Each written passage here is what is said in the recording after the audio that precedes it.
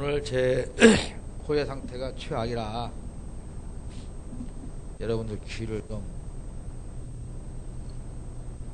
많이 거슬려 드리더라도 이해해 주시기 바랍니다. 훌쩍거리고 하는 놈 더 죽었으니까. 놔두세요. 사모님 끄지 마세요. 모든 것은 징조가 있습니다. 징조.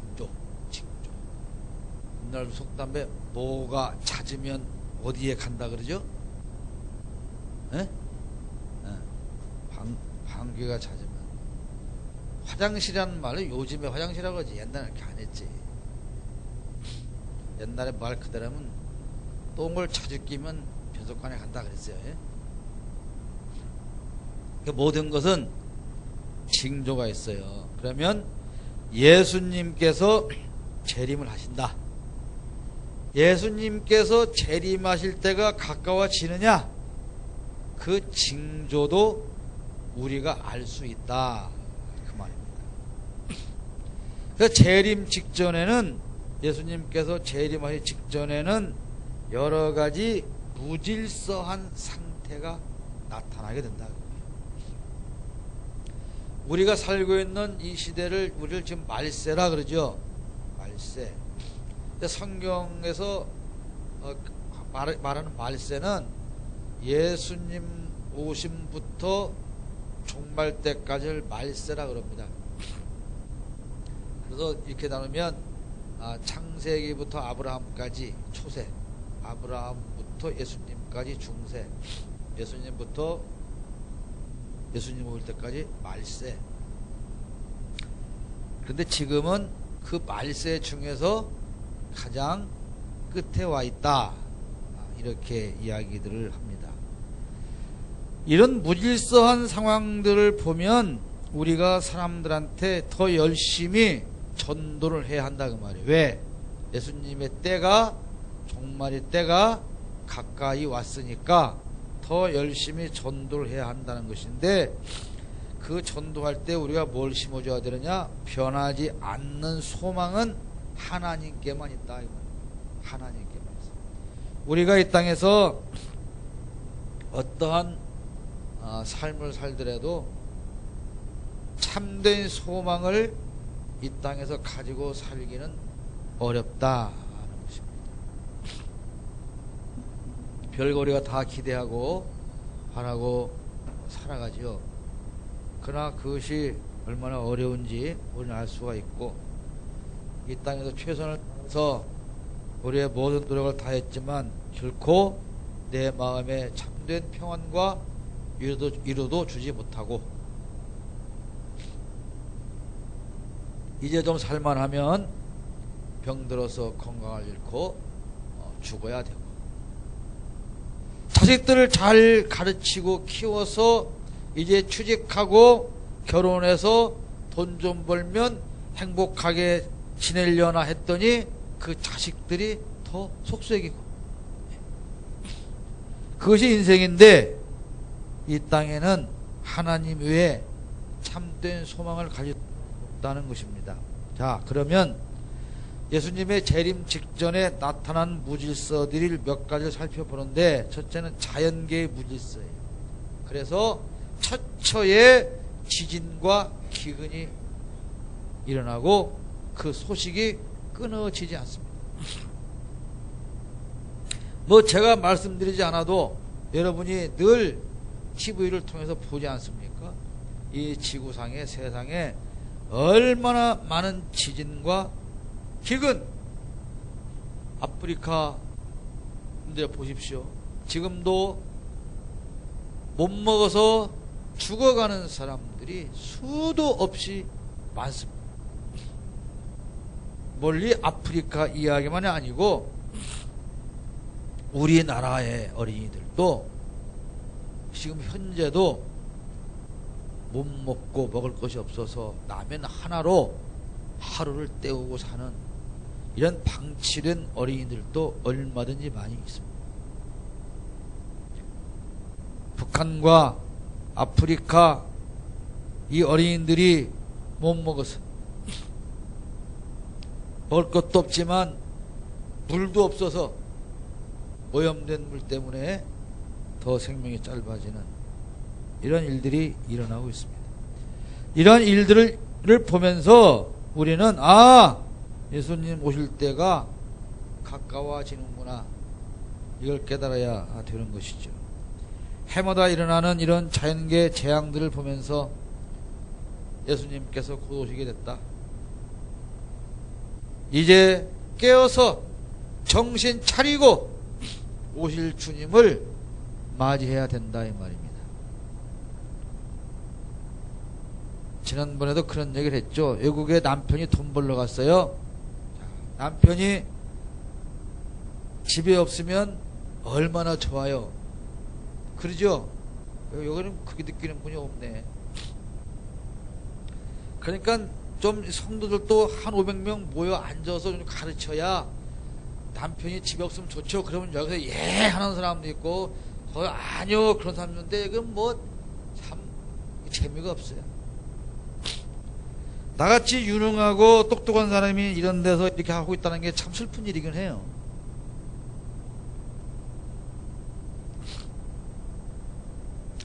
그러니까 여러분은 상대적으로 더 감사해야 되는 거 아니에요? 저렇게 훌륭한 강사님 우리가 모시고 산다. 돈도 하나도 안 주면서. 더군다나 중요한 건, 네, 사랑하지 마시고 강의나 잘 들으세요. 좀 전도 좀 하세요. 농담이에요. 여러분, 내가 할 말을 잊어먹었어. 통통하다가. 그러니까 이 남편이 요즘 그 인터넷이나 이런 데 보면 참 남편을 그렇게 불쌍하게 만들 수가 없어요. 삼식이 하루에 새끼를 꼬박꼬박 집에서 밥상 챙겨 달라고 해서 먹는 놈, 삼식이, 두식이, 이식이 두 끼 꼭꼭 챙겨서 먹는 놈, 일식이 한 끼 꼭꼭 먹는 놈, 영식이 저같이 한 끼도 안 먹는 놈. 영식이가 언제까지는 사랑받았어요. 집에는 들어와도 한 끼도 달라고 않는 남편이 사랑받는, 이제는 아예 집에도 오지 않는 놈이 더 사랑받는답니다.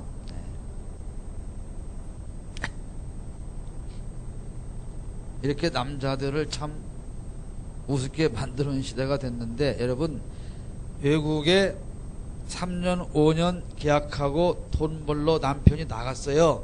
열심히 일하고 돈을 꼬박꼬박 보내줘요. 그 부인이 남편에 대해서 고마울까요? 안 고마울까요? 고맙죠. 고마워서 열심히 살지만 또 한편으로는 긴장이 풀리는 것도 사실이죠. 그래서 밤늦게 친구들도 만나고 뭐 살림도 좀 대충 하기도 하고. 그런데 남편이 전화가 왔어요. 내가 일주일 후에 들어가마. 그러면 그 전화 받고부터는 부인이 어떻게 해야 돼요? 예, 더 정신 차려서 빨리 들어오고 청소도 하고 지금까지 살림을 잘 하고 한 번도 딴 짓을 안 한 것처럼 해야 될 거 아니에요. 예수님 오실 징조가 일어나면 우리는 더욱더 깨어서 근신하고 경성하고 더 바른 신앙인의 삶을 살아야 한다. 그것을 지금 말씀을 드리는 거예요.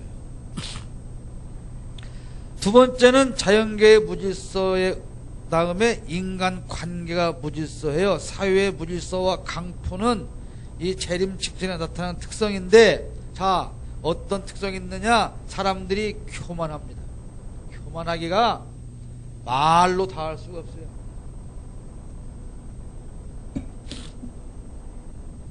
교만은 패망의 선봉입니다. 교만은.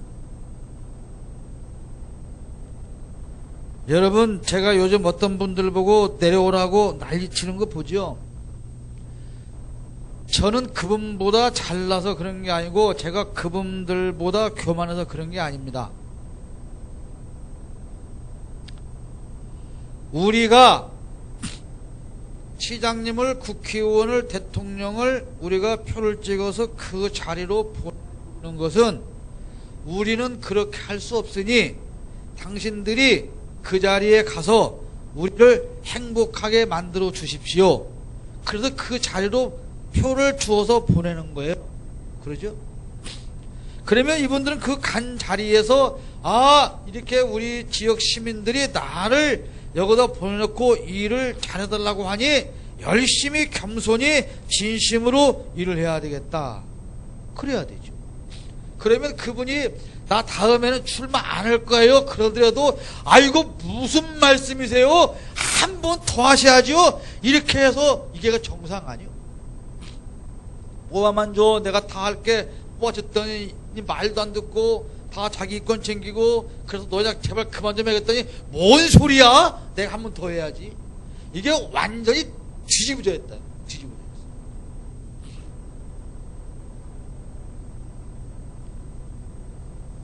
제 얼굴을 모르고 저를 만나보지 않고 제 이름만 아는 사람들이 많아요. 군산에는 남대진이라고 하는 그 무시무시한 놈이 산다더라. 그렇게 다 소문이 나 있어요. 만나요. 와서 만나보면 놀래요. 여기 사람이 착하냐고. 저게 그렇게 비웃냐? 자다가 졸다가 잠이 번쩍 깰 만큼 코웃음이 나오냐? 제 얘기를 하자는 게 아니고 여러분 요즘 어느 누굴 이 사회가 인간 관계가 깨지는 첫 번째 이유가 다 교만하기 때문에 겸손한 자를 찾을 길이 없어요. 옛날에는요 노회장 교회당에서 노회장 총회장 안 합니다. 막 목사님 노회장만 뭔 소리요. 나는 능력도 없고 선배님 하셔야 되고 다 고사라는 거예요. 나는 그걸 못한다. 다 훌륭한 분이야. 그냥 또 밀어서 이렇게 앉혀놓고 일을 해요. 지금은 내가 아니면도 안 돼서 다 싸들고 퍼주고 찔러주고.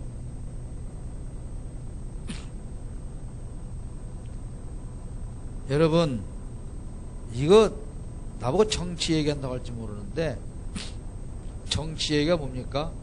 잘못된 정치나 정부에 대해서 비난하는 게 정치 얘기가 아니에요. 대선지 소선지 시대에 활약한 모든 선지자들이 가장 한 큰 일이 뭡니까? 정치 잘못하는 임금을 꾸짖는 거예요. 그렇지 않아요? 자, 예를 들어서 다윗이 참 나쁜 놈이죠. 저보다 100배, 1000배 더 나쁜 놈이에요.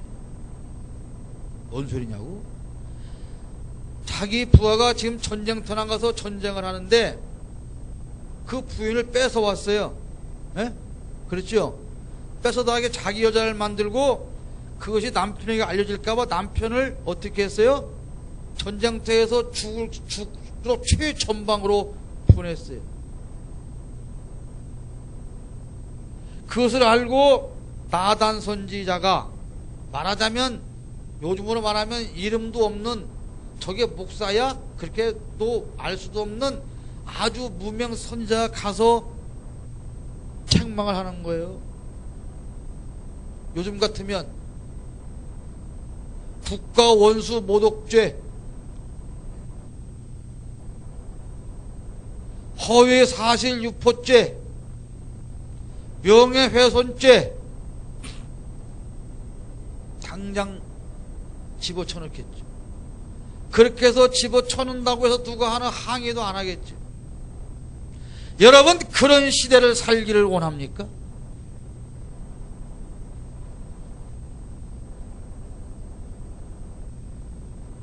예수님이 책망한 게 누굽니까? 잘못된 정치 지도자들과 종교 지도자를 향해서 뭐라고 그랬어요? 이 독사의 새끼들아!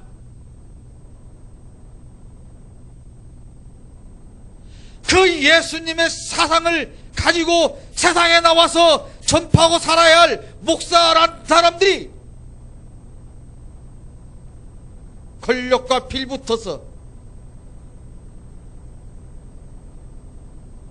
부잣집 주인상에서 떨어지는 부스러기를 주워먹는 개새끼처럼,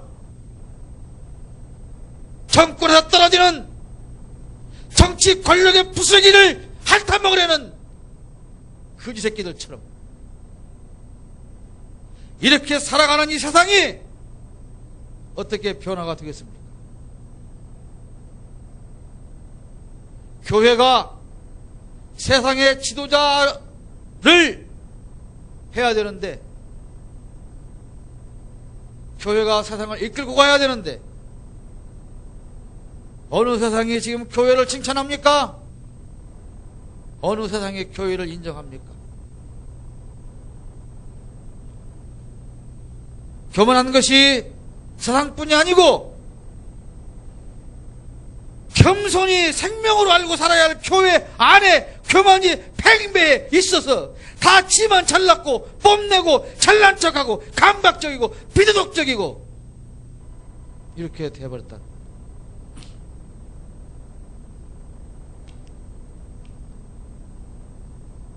이게 재림 직전에 일어날 징조 중에 하나. 그 다음에는 뭐가 있습니까? 이단 사이비들이 판을 치는 세상이 들어옵니다.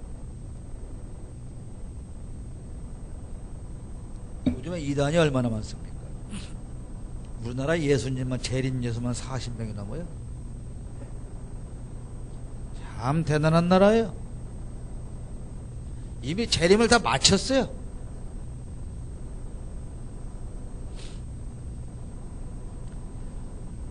강포와 무질서, 이 사회가 여러분 질서가 있습니까?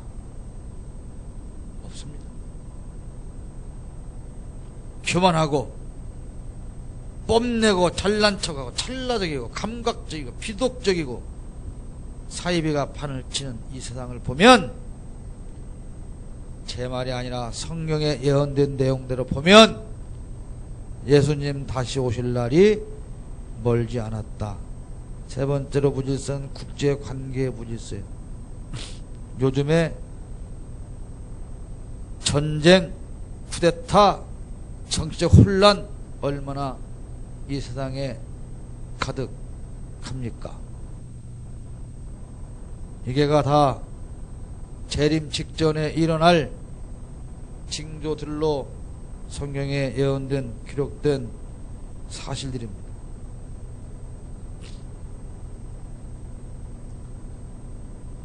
전쟁, 정책에 또 하나 할까요? 넌 너무 어이가 없어 하는 얘기예요. 어저께인가요? 여당 대표께서 뭐라 그랬어요? 일본 관광객이 줄어드니 이제 독도 얘기 그만하자.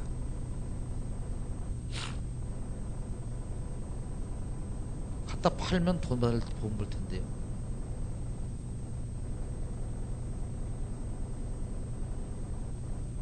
그 말 들으면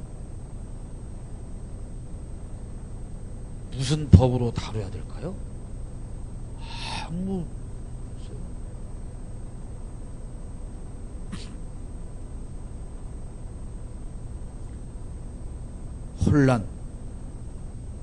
혼란이 가득해.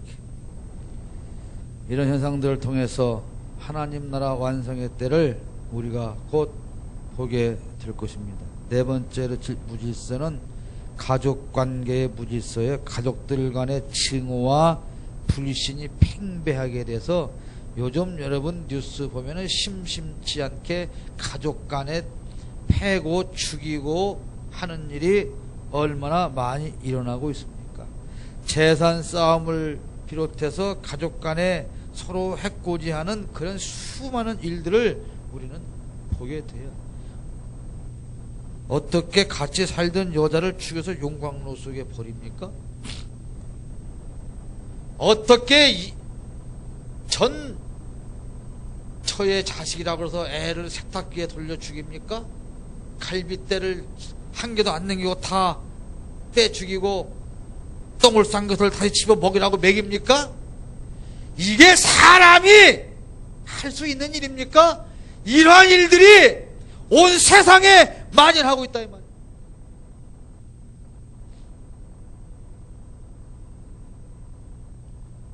요즘 롯데가에 여러분 재산 싸움 하는 거 보십시오. 롯데가 뿐입니까? 삼성가? 뭐 현대가는 안 그랬습니까?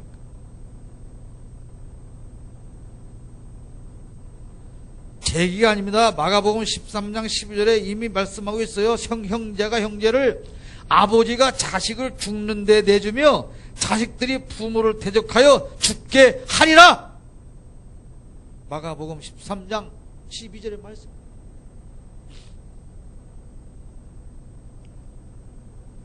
형제가 형제를, 아버지가 자식을 죽는 데 내줍니다.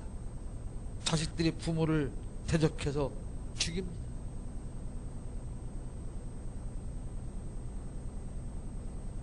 예수님이 왜 오셔야 되겠습니까? 이런 잘못된 세상이 이제 끝을 내야 하기 때문에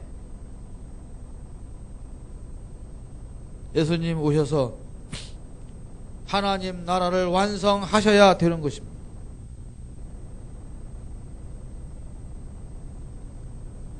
그 다음에는 각 개인들에게 있는 무질서입니다. 사람들에게는 두려움과 불안이 증가되어서 불면증, 밤에 잠을 이루지 못하고 수면제를, 신경 안정제를 먹지 못하면 잠을 못 자고 늘 두려움과 불안이 가중됩니다. 돈 버는 사람들은 혹시 사업이 망할까? 인기가 절정에 다다른 연예인들은 혹시 인기가 떨어지면 어떻게 할까?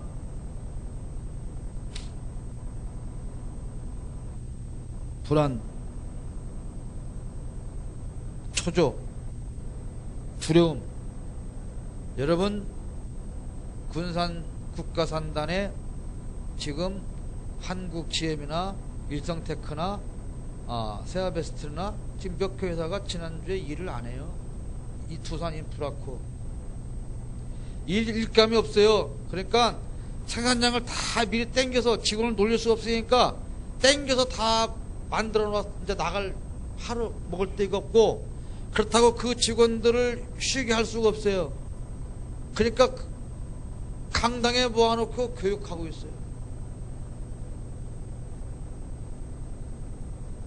한국GM은 2015년도에 비정규직 1000명이 사라져버렸어요.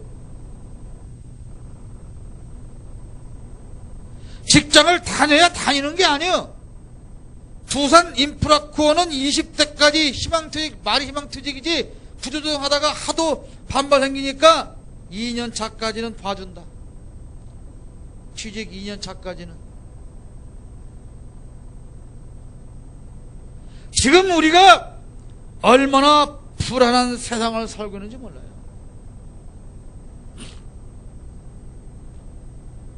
직장 취직하기 위해서 어젠가는 보니까 젊은이가 100번도 넘게 서류를 냈는데 안 되니까 인터넷에 자기를 경매를 내놨어요. 나를 사과할 수 있는 회사. 이 친구의 발상이 대단해서 사과한 회사가 있는데 조건이 뭐냐면 한 달에 일은 하루만 해도 되고 5천만 원씩인가 준다고.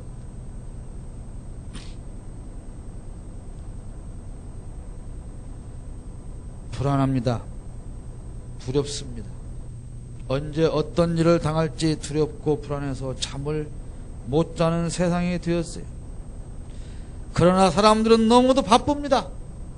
정신이 없이 바쁜데 도대체 왜 그렇게 바쁜지, 왜 어떤 목적 때문에 이렇게 살아가는지 정작 알지를 못해요. 어른만 바쁩니까? 요즘 제일 바쁜 애들이 내가 볼 땐 초등학생들. 초등학생이 제일 바빠요. 5일 수업 걔들은 낱말이요.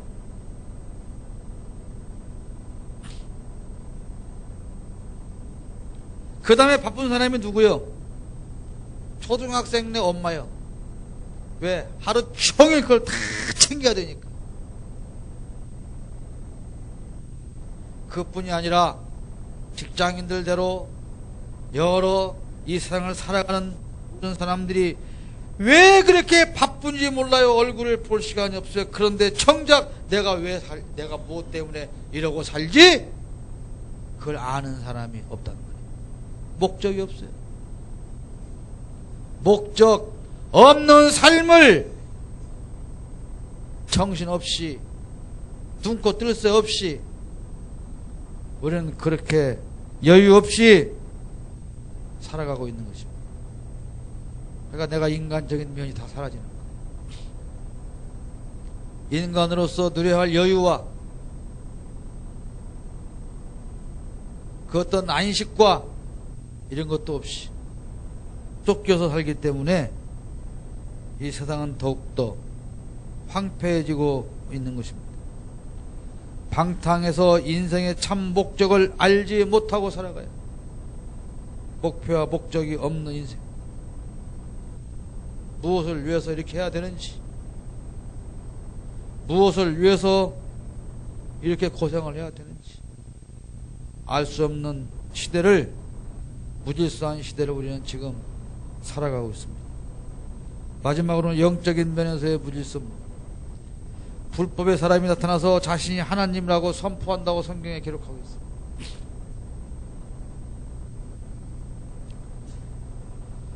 거짓 그리스도들이 나타나서 사람들을 진리로부터 미혹합니다.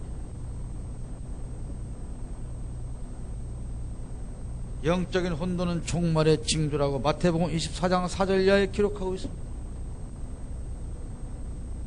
영적으로 무질서합니다. 우리 목사님, 사모님 요즘 밴드에 할랄 이슬람 문제 많이 다루시는데, 그들보다 더 무서운 것은 적그리스도 이단 사입. 우리가 무슬림들에게 우리가 포섭되지 아니한다면 다 압니다. 그러나 정통 기독교를 가장하고 다가오는 이 거짓 사입이 이단들에게 우리는 더욱더 정신을 차리지 않으면 안 되는 것입니다. 마지막 시대이기 때문에 사탄은 한 생명이라도 더 하나님으로부터 빼앗아내기 위해서 수단과 방법을 가리지 않고 있는 것입니다. 마지막 시대, 가짜와 사이비가 판치는 이 시대, 영적인 이 혼돈과 종말의 시대, 여러분들은 어떠한 삶을 살고 있느냐 하는 것입니다. 사랑하는 여러분, 오늘 제가 말씀드린 몇 가지가 제 이야기가 아니고 성경에 기록되어진 이야기인 것을 여러분이 더 잘 알고 있습니다. 그럼에도 불구하고 우리는 이 종말의 현상들을 바라보면서 무엇을 깨닫고 있느냐 이겁니다. 남편이 없는 사이에 다른 짓을 했던 부인이 이제 남편이 오는 것조차도 모르고 여전히 그 삶에 빠져 있다면 앞으로 남편이 왔을 때 어떻게 되겠습니까? 사랑하는 여러분, 이 종말의 현상은 반드시 예수님께서 재림하실 거라고 하는 증거들로서 우리에게 나타나고 있는 것입니다. 실질적인 재림의 사건을 앞두고 살아가는 여러분 신앙생활이 어떠한지 돌아보고 살펴보고 점검해 보시기를 부탁을 드립니다.